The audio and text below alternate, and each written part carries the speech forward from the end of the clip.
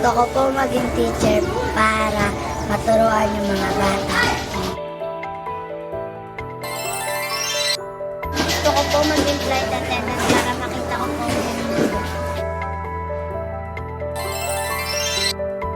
Ang pangarap ko po ay doktor para po matulungan ko po ang magulang ko at ang may mga sakit.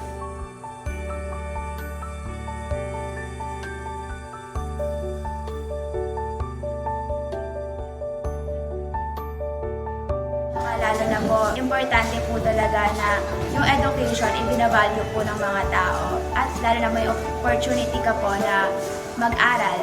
Super thankful po ako sa Berlani na meron po silang binibigay na help.